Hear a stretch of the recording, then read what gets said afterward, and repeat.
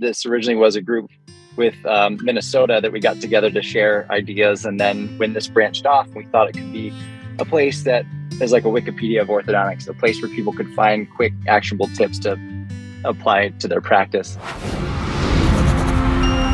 Hey, everybody. Welcome to another episode of the Orthopreneurs Podcast. Today, we don't have just one superstar. We have two superstars. So put your hands together. Give a warm Orthopreneurs welcome to Dr. Brian Anderson and Dr. Chris Teeters. Sorry, that's the best I can. That's the best I can. Good. That was good. I'm impressed. Thanks, man. The studio audience is kind of quiet today. They're waiting for you to wake them up. So, for those of you who don't know it out there, Chris and Brian are, what would be the term I would apply here? What are you related to Orthodontic Pearls? Founders, CEOs? Yeah. Founders. Yeah. That's as good a way to say it as any. Yeah, they run Orthodontic Pearls. And I remember on that fateful day, I think it was January of 2017, if I'm not mistaken, where Ortho 101 exploded, or in this case, I would say imploded, a la Chris Feldman and Ben Burris. And then, if you don't know what I'm talking about, that was the catalyst. I sort of forgotten that. Yeah, you remember that? Catalyst. I remember now. Right. Yeah. Yeah, for people out there who need some context, for anybody who may have graduated in the last 5 years or wasn't a part of the online Facebook community, back before 2017, and again, say what you will about certain individuals, I think we wouldn't be here talking if it wasn't for Ben Burris, right? Yeah, I agree. Yeah. So he had a group called Ortho 101, which I was active in as a moderator, not a moderator, just I was always on there trying to answer questions and ask questions, and I know you were as well. And one day, I think it was like January 16th or something of 2017, there was a drag down, no holds barred WWE kind of argument between Chris Feldman and Ben Burris that will go down in history as having sunk the Lusitania. And Ortho 101 ended, and the next day, a few groups started. One was Orthodontic Pearls, and one was Orthopreneurs. And me and Brian. You remember the third group, Brian? Of course I do. Club Ortho. Club Ortho. Jason Battle.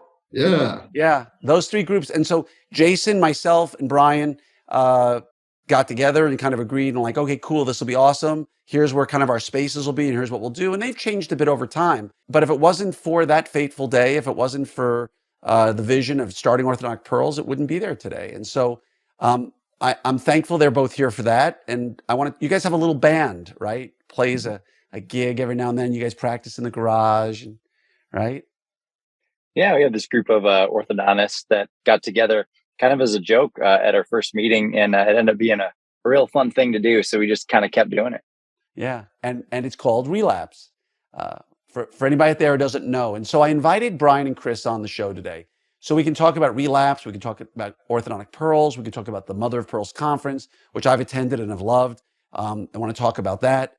And I also want to get to know them personally, individually and together. And so let's start first. We talked about Orthodontic Pearls.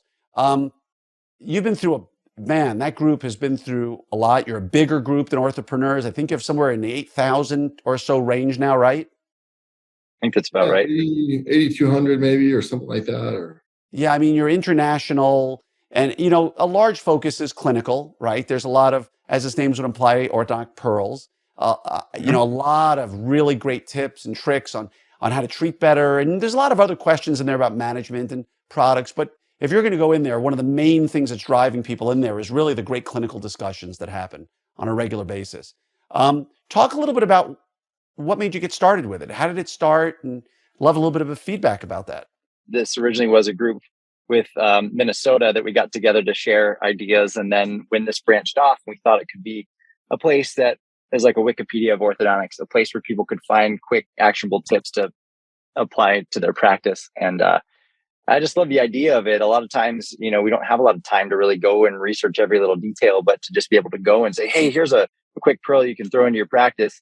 From anywhere in the world in the palm of your hand would be a great thing. And I can tell you the number of times I'll log in and have a difficult case, an impacted third molar case, and I'll just type in have third molars or impacted second molars, and it'll pop up all the little conversations we've had about it. And you could kind of search for the pearls you're looking for.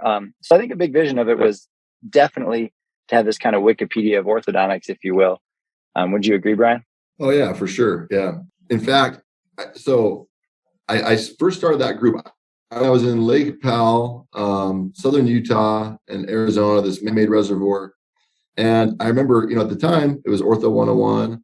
There was a discussion on there, and yes, I'm a total nerd. I had my phone. I was looking at orthodontic stuff when I was on vacation. Of course, who would ever do that? And there was this poll that Ben Burris had made about,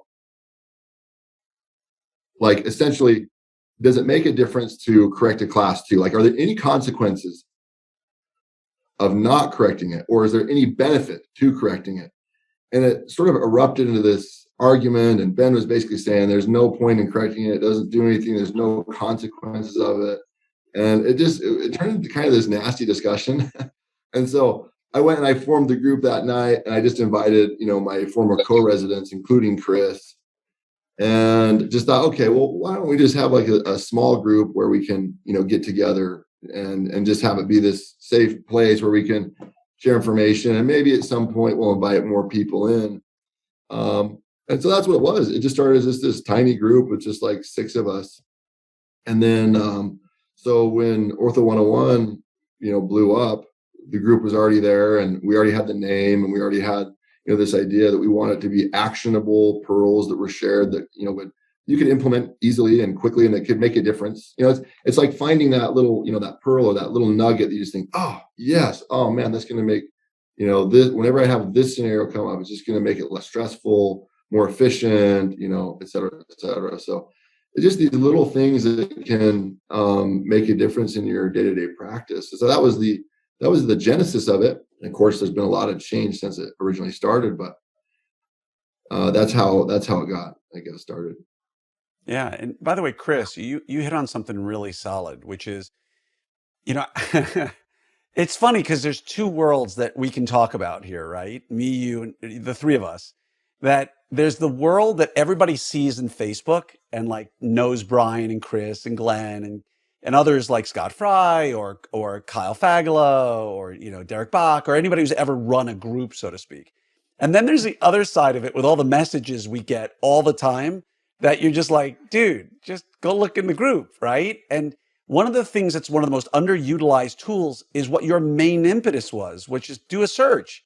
Like nobody ever searches. They're like, dude, I remember you had a post about communication center like 3 months ago. Can you find that and send it to me? I'm like, dude, just go to the search bar and type in communication center. And so for everybody out there, Chris's point is a really good one. Every Facebook group you belong to is a Wikipedia of sorts. Go into the little magnifying glass and type in the keywords of what you're looking for. And every single post that's ever come up about that, right? Like, yeah. Does that drive you crazy? Yeah, we get that quite a bit. And, of course, we're always wanting to help, but it is a lot easier if you can just go to that bar. And it also filters it out based on popularity. You'll have your biggest liked post at the top. So it's probably the one you're looking for by just typing in the search bar. So yeah, thanks for mentioning that. I think that's great. Now you mentioned it, man. I'm just sort of, but it's true. We get so many messages. And again, Brian and Chris and I, if we were sitting around with our favorite beverage in our hands, we could have a conversation about the funny things that go on behind the scenes. But you know what? While we're talking about it, let me ask you guys this. What is the most difficult thing for each of you when it comes to helping run a group like this that other people might not recognize? What's the biggest time sucker or the one thing that you're like, oh, if only I could get rid of this? I would say the occasional tension if someone is upset about something someone else said and they want it removed from the group, because you're always on this border of we don't want to censor anything, but we also are very opposed to any kind of bullying and disrespect. And so I think that can be a fine line sometimes, because I don't want to feel like there's any censorship, but we also don't tolerate that. So, it's tough to reach out to your colleagues and say, dude, that wasn't cool. Like, don't do that. And they'd be like, well, I have this point of view. And, we try to make it, we want it to be a safe place for information exchange. It should be exactly that. Exchange information, but do it respectfully. You can disagree. We want you to disagree, but just do it in a way that doesn't attack the other person. Yeah. Brian, you were going to answer? Yeah, basically the same thing. And things have gotten a lot better. I feel like over time, sort of these different ideologies have kind of like people have sort of sifted themselves into different groups that kind of fit their ideology better. Right. Like at the beginning, it's just like everyone flooded into all these groups. And I mean, gosh, like just like our country is so polarized politically, it was a shock to me how polarized we were as a profession and how much discord and tension and disagreement there was, and a lot of people would get angry, and there was a lot of arguing, and that was the toughest thing for sure. And part of it I've learned was good for me because over the last several years, and I've gone through a divorce and different things. I've learned a lot about myself. So I've learned myself to be a lot more comfortable being uncomfortable. I've learned myself to be a lot more comfortable not being liked or just being myself. And I'll appeal to the people that I'll appeal to, and the ones that I don't, and that's okay. And I don't need to be this mediator. I don't need to make both sides see each other's point of view. That's not my job. I mean, of course we want to, whenever that happens, I mean, we try and facilitate, positive interaction and facilitate understanding and things. But in the end, like, I just realized it's not our job to make people get along. It is our job to moderate and have it be respectful, as Chris mentioned, and to avoid bullying and to do what needs to be done there. But I don't need to be liked by everybody, and I don't need other people to get along with each other. It'd be great if they would. Just like in our country, gosh, it'd be great if we could see like validity in other people's points of view and be less judgmental and be more open to having discussions and things. But for whatever reason, some people just I think they actually don't want to get along. They actually prefer not to get along because there's an energy that comes with that. There's a sense of purpose. There's passion with that. But at some point, it's just like, okay, let's quit kicking against the pricks here and let's just let things sort of sort out the way they're going to sort out. Make the changes that we need to make. Sever whatever relationships we need to sever, and move on and just try and just be our best selves. So that was definitely a challenge, but that's gotten remarkably better over the last couple of years. There's been way less of that, but it used to be almost on the daily. You guys did a great job of weeding that out. You did a really good job. And I think you're at an inherent disadvantage with pearls versus orthopreneurs, because I could sit here all day long and go, I think when we do case acceptance, we should do, how do you do case acceptance, right? How do you do case presentation? And you could have 30 people chime in and nobody really gives a darn. Like, oh my God, you use photos? I use a computer. Nobody's going to fight. I went into Pearls and said the word nathology. And I literally had one guy call me a prick, basically, in 30 seconds. Not because I think that clinical decisions create such emotion in doctors. I could criticize the way you present care, or the way you built your office, or how many team members you have, or how to reduce your malpractice insurance, or that kind of stuff all day long. Nobody's going to fight once over it.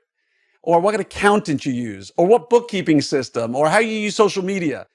I mention nathology and the world breaks loose, right? If I say forces versus Herbst, all of a sudden it's like I attack someone's family. No, I would never use a Herbst. They're it's almost a commentary on our profession about how ingrained people get and how entrenched they get in their own clinical position. Because I think it almost becomes if you question that, and again, we'd all agree there's a right way and a wrong way to respond if you feel challenged. But would you agree that clinical opinions, bring out way more emotion than, say, administrative opinions? And if you agree, why do you think that's the case? I think for sure. And I think the reason is we define ourselves more on our clinical skills. right? Like that's much more closely attached to our ego, our clinical decisions, because in the end, that's what our job is. Our job, right? That's how a lot of us see our job. Our job is to work on patients, to produce good outcomes, this type of thing. And we sort of see it as almost, and it's not a balanced way of seeing it. We almost see like the administrative stuff, maybe some of the business stuff is almost like tangential. Like, okay, well, it's a part of it, but I mean, it's not really a part of me. It's a part of my business. But the clinical part, that's a part of me, right? And so I think we define ourselves too much. And Glenn, you've made comments on this, and in my journey of growth and self-discovery, I've learned some of this too, that our patients' problems are not our problems. To make them happy. Do I want them to be happy? Yes. Do I want to provide good service? Absolutely. Do I want to have good communication? You better believe it. But in the end, I cannot control anyone. I can only control me. I can only control what I do. I can't control whether or not they accept me or whether they're happy with, whatever. So I think we have to give up control a little bit of wanting to please other people or have a certain opinion of what we do, who we are, right? So yes, I think because our ego is more closely attached to our clinical decisions, we're more defensive about those things, and it's good to challenge that mindset a little bit. And Glenn, you've done a great job with orthopreneurs, helping people to see that, like, okay, no, like the business aspect should be just as important to you as the clinical aspect. I mean, after all, like this is our profession, this is our livelihood, right? So there's a lot that goes into it. Well, I was trained years ago, like the best words I ever heard anybody tell me, and let's not like mince words here. All three of us on this podcast now believe without question in all our being that doing exceptional ortho is what we're being paid to do, right? Like there's no question that we're going to give our all at our detriment at times to try to do the best thing for our patients. For sure. But there was an old saying, no money, no mission. Like I know the most technically adept instructor at the school I went to for dental school, the most technically adept, the guy who taught me more than other docs, went out of business twice. And because he didn't focus on the business. And at the end of the day, who is he helping as an amazing clinician if he's out of business? And so, I just don't want anybody to fall into that, I'm such a good clinician, I don't need to focus on business, because those days are gone. The days of being the best in town and everybody comes flocking to you simply because you're the best. I mean, I remember that with my dad, but those days are, in my opinion, you can't be a great orthodontist, open shop, and suddenly have people come flooding through your front door. It's an unrealistic expectation. And so if you're not trying to focus on your business and I always say this, the last major conversation I had with Vince Kokich Sr., may he rest in peace, great man, was I said, Vince, right before I went to ortho residency, I was sitting in his office in University of Washington. I tell the story all the time. And I said, Vince, what's the one piece of advice you're going to give me to sail me out the door? I joked with him. I was like, what's the last piece of info you're ever going to give me related to ortho? Which oddly enough, it was probably the last piece. He said it was a lecture I gave at Gorp at one time, which was basically paraphrasing. If your life is like an airplane, if an airplane gets out of balance and the one wing or the front or the back gets out of balance, the plane is going to crash. He goes, your life should be the same way. And if we take the clinical, like LD Pankey used to say, your vocation is just 1/4 of who you are. And you take your social and your family and your religion, or however you want to put your cross of life. We can't be so focused on the clinical that we ignore the business side of it. And we can't be so focused on the business that we ignore the clinical. And again, I think you guys have done a really good job of balancing that. And my two favorite sayings are, it's not my problem, but I will help you solve it. And my second one is, not my circus, not my monkeys. Like those two have ruled my life. Your thoughts, Chris? What do you think about this? Yeah, I think that's great, Glenn. I appreciate you bringing that perspective. I've always talked about balance. It's a thing I'm very passionate about. I think about it probably more than anything. Am I in balance? Am I doing enough here or doing enough there? Which is kind of how I try to think about things. You can't be too focused on clinical. You've got to bring in business, but you also can't let those two things consume when you go home to your family and your health and all of that. So I appreciate you bringing that up because it's so important. I'm so impressed with, and again, it's going to be hard to say this without sounding like patronizing, but I don't mean it the way it's going to come out. Because like you hit your 6th decade of life and you realize, as someone put it so well, you're in your sunset, not your sunrise. Like the sun's already hit. It's a great way of putting it. I just heard it the other night. It was in a movie. I don't remember what it was, but I'm in my sunset. Maybe the sun is just past mid-post, but I mean, double 54 is 108, dude. Like that's pretty optimistic. You start to see things, and I am constantly so impressed with the wisdom in my profession of people like you and Brian, and so many people I find who are in their 20s, 30s, early 40s, who just have so much wisdom. You know, their ability to look at balance and to make sure their lives are in a good position, and the technical skill they carry in other parts of their lives. Like I wasn't even thinking about this stuff at the time. And I think that's also part of why we see so much headbutting in our profession, is because you have so many people who are so talented at so many things who are used to being the right person in the room. Like they are like Brian, you're a very talented keyboardist. Chris, talented guitarist. I have no doubt, like if I got into it, like you guys play 7 more instruments each, but you know, you're comfortable going into a room playing piano or going to a room playing guitar. All of a sudden someone goes, no. Your technique is totally wrong, Chris. You shouldn't be playing like that, dude. Your fingers, you know, come on, man. Like all of a sudden it's like, whoa. Like, I think clinical is a lot like that. Like you got people who are top of their game. Like you're telling, I was like number 4 in my class, dude. What are you telling me? Like that I don't know what I'm doing? Like seriously? I went to the Nova Southeastern University. Who are you to tell? And I think that's part of it, because you don't get the management in school. You were never the right one in management in school. You learned through School of Hard Knocks, and there is no absolute, right? Right. So, but touching on the topic of instruments, let's go there. Because we're going to come back to Mother Pearl's conference afterwards, because I want you guys to talk about, I need to know your backstory, both of you, because I've seen both of you do stuff online. I've seen you in person. I want to tell everybody out there, if you get a chance to see Relapse, you should totally see them. This will air after AAO, and they're, what are we calling this tour? Does this tour have a name? Shift Happens. We've always kept with that because it's just nothing better. I should have worn my Shift Happens shirt today. I recently saw The Offspring, and I shot them both a video of me near the stage with my Offspring in the background, wearing my Relapse Shift Happens shirt at the Offspring tour. But they're great. It's amazing. Nothing will make you happier than seeing Brian Anderson walking out dressed like a boy band from the 80s with his flipped up cap. One of my favorite scenes ever was Summit 2019, when you came out dressed as, you know, I don't know which one of the new kids on the block you were, but the amount of day glow gleam on you was priceless. But these guys are talented musicians. And I know I don't know as much about how much you practice, you know, Brian, but I know stories about Chris on the guitar, on a treadmill at 5 a.m., right?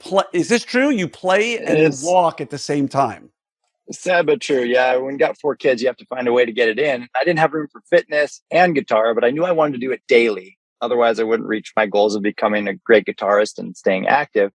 So I tried it one day back in about 2017, where I started doing like a 3.5 mile an hour pace. So you're not running, but it's a fast walk with an incline of about 10%.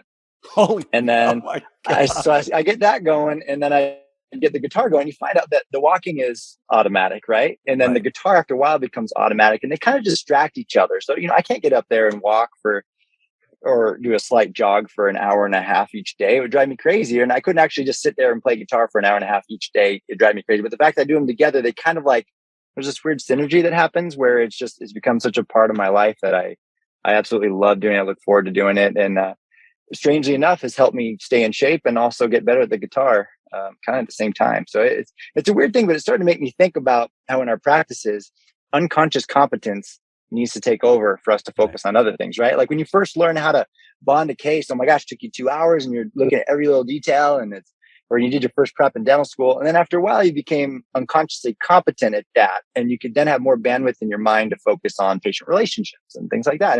And this is no different. It seems crazy to coordinate guitar, hands, feet, but it's automatic now. I even think about other stuff while I'm doing it. And you get more bandwidth available as things become more unconsciously competent. That's awesome. And by the way, that explains why Brian's biceps are as big as they are. Because to hold back a piano at a 10% grade every morning while you're playing. It was hard at first. Then you became unconsciously competent at holding a piano up on a treadmill while you're. That's how he became the Hulk, Yeah, that's how he became the Hulk. I got to plug Chris though really quick, because I went to residency with Chris. He's one of my best friends. He's, even in residency, he is such an impressive guy at being efficient and multitasking. And with Relapse, he's indispensable. Like I'm totally a dispensable part of Relapse. I really love doing it. It's a blast. Like I'm so looking forward to the show. It's way fun to play. It adds an element to my life. It adds some depth, a richness. I really, really enjoy doing it. But Chris, he is not only technically unconsciously competent at the guitar, but he's very good with the digital aspect of recording the tracks and mixing stuff, putting things together. He understands the lighting element of things and showmanship, and he's just a really talented musician, just a talented guy. I've always, really respected you, Chris, that you're always learning something. I love to learn. I always like to try and be efficient too, but you take it to the next level, man, and it's very impressive. It's fun to be a part of it, and like I said, it really couldn't happen without Chris. Is just the honest truth of it. It couldn't. It would not be a thing if Chris were not involved. It wouldn't. Thanks, Brian.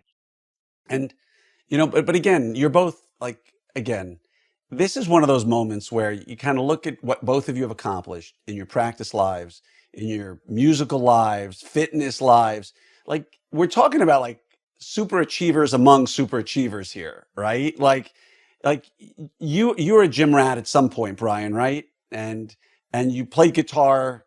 You played piano. From when did you start playing piano? I started playing piano when I was a kid. I took lessons in elementary, and then it's the age-old story. My mom was telling me, if you quit, you're going to regret it. And I was like, no, I won't regret it. And so I want to play drums. I want to take the drums. And so I quit in 6th grade, and I played drums growing up through junior high and high school and into college a little bit. And then at that point, it was just, speaking of balance, in undergrad and dental school, my life was anything but balanced. I kind of put aside all my hobbies and, just focused on diving in and learning everything I needed to learn and getting the marks and stuff to do ortho, because I knew that I wanted to do that.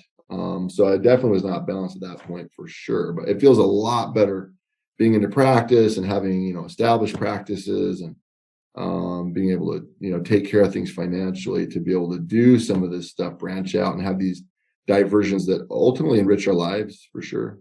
Yeah. And again, Brian, you practice in Utah, Salt Lake City, and Nevada, right? You travel to Nevada every now and then, every other week. And Chris, you're in Phoenix area, right? Yep. Just west of Phoenix, a town called Peoria, but it's the Phoenix metro. I wonder how many Peorias there are in the United States. There are so many Peorias. There's Peoria, Illinois. I've heard of 2 or 3 others. I'm sure there's a Peoria, Texas somewhere, because there's everything Texas. What does Peoria mean? Do we know this? I have no idea. We should go to Pearls and type into the search bar and find out.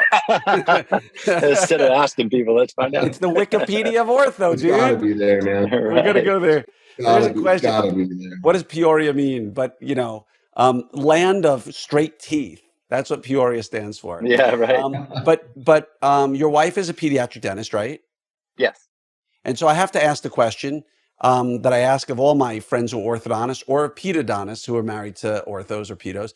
What is it like being married to a pediatric dentist? Is it something like, because we all joke, everybody jokes, what's the one word of advice you'd give to an ortho resident? The answer you hear come up over and over is marry a pedo resident, right? Oh my gosh, yeah. You hear that all the time when people ask for advice. But realistically, and I assume you two practice near each other or together? Yeah, we share a door. It's 2 different practices, but we share a door. So if you were going to see a young ortho resident who is dating a pedo resident, what advice would you give them?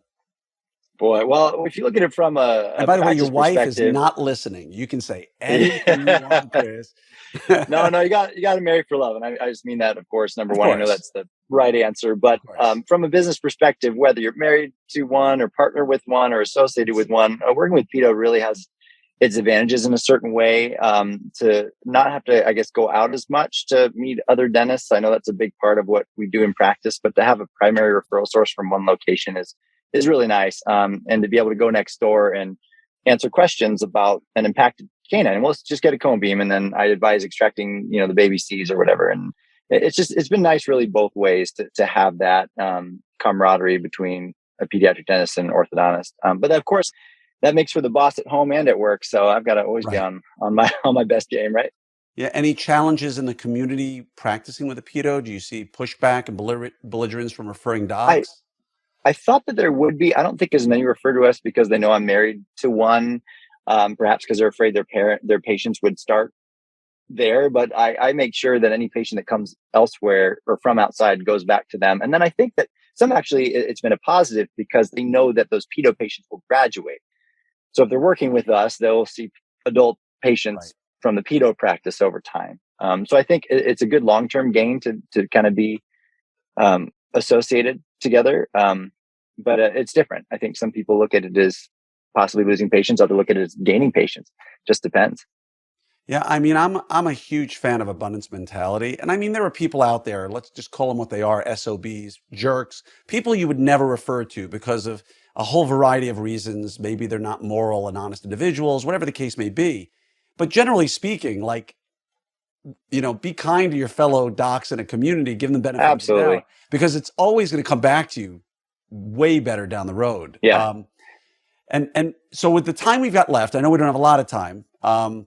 I want to bring up Mother of Pearls conference because, again, it's kind of funny how people out in the ortho world would look at Summit, Pearls, Women in Ortho, AAO, and be like, oh my God, these are competing conferences. But the truth of the matter is, there's what, 8,000 or 9,000 orthodontists, 10,000 orthodontists in the United States, and Sure. I can't speak for Pearls, but we haven't broken 6,000 orthodontists at Summit yet. We're trying. Yeah. No, we've gotten to 5,997. But truth is, people Yeah. don't Yeah. realize there's so much room, speaking of abundance mentality, that there is no adversarial relationship between, I can't speak for others, but I certainly can speak between myself and all the other groups. And I know you Absolutely. guys and us, we want to see each other succeed, right? We want to lift, what's the old saying, rising tide lifts all boats. And Right. I was at Mother of Pearls last year for the first time. I thought it was a great conference. I had to leave after a day, but when I was there, I had an awesome time. This year, October 7th and 8th, right? Talking Uh-huh. Stick, Talking Stick Casino and Resort in Scottsdale. In Scottsdale. Boom, got it right. Awesome. Right on. I'll be there, barring some meteorological event that prevents me from being there. Talk a little bit about what prompted you to start a conference, what the main keys to it are. If somebody is not registered, what is the main reason why they should attend? And of course, I want you to give a plug about where they should go to register if they're not registered already.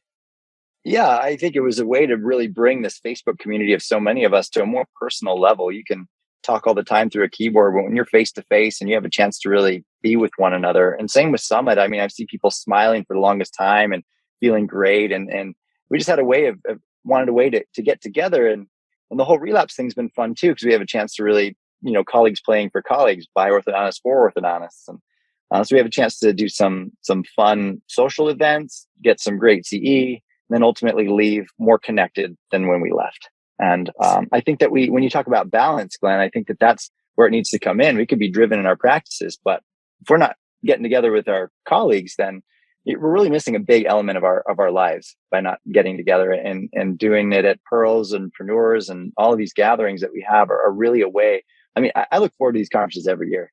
It's the highlight of my year. We prepare all year for it. We prepare all year for the relapse shows, and we get excited to go to Preneurs. It's just great. I look forward to it all year, and I think it's something everyone should experience. Yeah, likewise. And Brian, your take. Yeah. So nothing beats meeting in person. I mean, I really enjoy interacting with people on Facebook, and the virtual friendships that I've made and the things that I've learned. I mean, that's great. But there's something about meeting in person that's very energizing. That's very, very energizing. And I think there's something about meeting in person that helps you actually implement changes in a way that, just meeting virtually has a hard time competing with. So there's that. Yeah, there's just the element of live in person, and I've loved going to Orthopreneurs. I look forward to. I've gone a few times now, and you put on a great meeting, and honestly, I always just look forward to going. So, but yeah, this year our meeting is in Scottsdale, which we're excited about. In October, the average temperature is like 85 degrees. So great, golfing, weather. Speaking of golfing, we're going to have a Top Golf party, which is going to be freaking awesome. Right on. And we're planning on having Relapse play there. So that'll be a great party. And October 6th actually is sort of our pre-conference where Stu Frost is going to lecture for a day, sort of a full day lecture there. So October 6th is, that kicks off then. And then, of course, the 7th and 8th is, the rest of our speakers. So www.orthodonticpearls.org to register. It's still early bird. So yeah, orthodonticpearls.org to register for the meeting. We feel like, and like you said, Glenn, we're not competing with you. Our meetings are different. There's a different focus. We just love being, collegial and being, friends. We think that our meeting is going to have, a great value, reasonably priced, and it's going to be a lot of fun. So yeah, we'd love to see you guys there, and I definitely look forward to going to Preneurs again for sure. Yeah, it's good. We're gonna have a great time. And again, the nice part about it is, I don't want anybody out there to complain to me. Oh, they're 4 or 5 weeks apart. I can't make both. I had Alyssa Emery Carter on the show. Alyssa Carter. I think she was on a few weeks ago. And there is no human being on the planet who travels to more courses than that woman. And I'm sorry, you can get to 4 to 6 meetings a year. There's no reason why people can't attend. And the good news is, I would argue that our meetings dovetail. Like, it's not as if you're going to go to Mother of Pearls and get a completely similar presentation or there are different feels, different vibes, different people, different speakers, but they're close enough to where I think, like when I went to Mother of Pearls last year, I was listening. Like, for instance, I think Amanda Gallagher and Susan Podre, right, were speaking at Mother of Pearls last year, right? I think they were on stage. And I mean, it was just such a great presentation that then dovetailed with some of the things that I'd gotten at Orthopreneurs. And it's just a different feel, different vibe, different people. And there's more than enough room for us together to sort of synergize and grow and help each other. And for anybody out there who thinks that there's some sort of adversarial or clandestine, kind of anger relation, there isn't. Like, what you're seeing here is how we interact when we're together. And I got to tell you, I will never forget the hug I got from Brian at Mother of Pearls last year. Not that yours was bad, Chris. I'm just saying, I remember walking towards the Mall of America, walking out, and there's Brian, and just the pure happiness of us getting to see each other, particularly now, right? It's just a great time for all of us. And I think we need to seize every opportunity. If there's one thing we've learned, it's that we can't take for granted the ability just to get together. And I think we need to seize this. And I'll tell you, if you watch it all, I was watching Brian Roquefort. Did you watch his feed this week when he went to Trevor Nichols? Yeah. He went to go visit Stu and Trevor, and Stu was out of town. And so he was with Trevor Nichols. And it's so funny because these are guys, like, if you're on social media, you know Brian, you know Trevor, right? You know them, but you don't really know them unless you've spent time with them. And the funny thing was, Brian sent me a message. He said when they ran into each other, Brian said that Trevor said to Brian, "You're so much taller than I thought you were." And Brian says to Trevor, "You're so much bigger than I thought you were." And it's such a great example of what we face today is we have 1,000 friends who we're used to interacting with. All of a sudden you bump into them in real life. You're like, oh, that's what you look like. And I think that's where the real connection happens. Yeah. Yeah. So, and I'm gonna second that. I say go to both, guys. Both. As soon as I leave one conference, I can't wait to go to the next one. And there's no reason why we shouldn't just ride that wave of happiness and learning all the way through. Amen. Like, honestly, I loved this last fall because the meetings were like a month apart. I mean, that was a great month. Yeah, Just knock out all your CE. This year, I think I forget the exact date, but I think it's like September 8th to 10th or something like that. And you guys are October 7th to 8th. So it's like roughly like 4 to 5 weeks apart. It's two totally different locations. We're in Austin, you're in Phoenix, but wherever you are in the country, you can make it pretty easily. And like you said, it's so cool because you start these conversations at one and you pick them up at the second. And it works out well. And I want to give a shout out to both these guys. And I know Chris has to go because he's on his lunch break.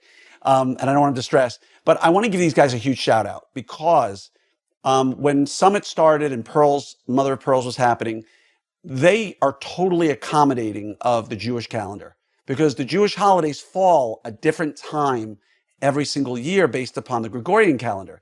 And so I just want to, I mean, you guys don't care about it. It's no big deal to you, but I want to say it out loud to everybody here that I'll say to them, hey guys, in 24 or 25, I'm going to hold it here. And these are the dates I have to do it because the month of October is completely destroyed by the Jewish calendar. And they're like, no worries, all good, we'll work around it. And they could easily have been jerks about it. And I know you don't have to necessarily give people shout outs for, what would be considered normal behavior, but you guys really are amazing and you guys are really accommodating. And I just want to say thank you because if you didn't have that same attitude, we could be at odds with each other. We could be, which one are you going to go to? This one or that one? But they've been really accommodating with understanding when I just can't hold a meeting at a certain time of year. So publicly, I just want to say thank you to both you guys. Oh, for sure, man. Our pleasure. Yeah. And I want to say thank you to both of you for being on here today. Hopefully this is not the last. This is technically, this is Relapse's, I think, 5th time on the podcast. Because I think if I'd said it once, Fagla twice, actually 6. We had Doug Shaw once. And by the way, really fast before we go, name all the members of Relapse now, because I don't know if people know all the members of Relapse. Yeah, we got a new face. We got Jackie Sheik on bass and vocals. We got Doug Shaw leading vocals and Akash Pandya. Now we got Brian on keys, myself on guitar, and Kyle Fagla on the drums. Right on. It's going to be a great show.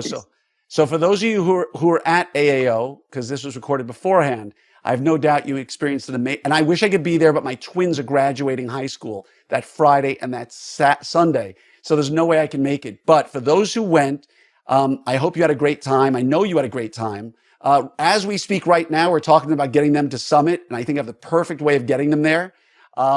And they want a tour bus and they want caviar and no brown M&Ms. And I just don't know if I can pull that off. There's a lot there, but I just want to say thank you to both of you guys for everything you do for the profession. I want to thank you for all you do to bring us happiness with Relapse, and just wishing you both lots of luck, not only with Pearls, but with Mother of Pearls and with Relapse.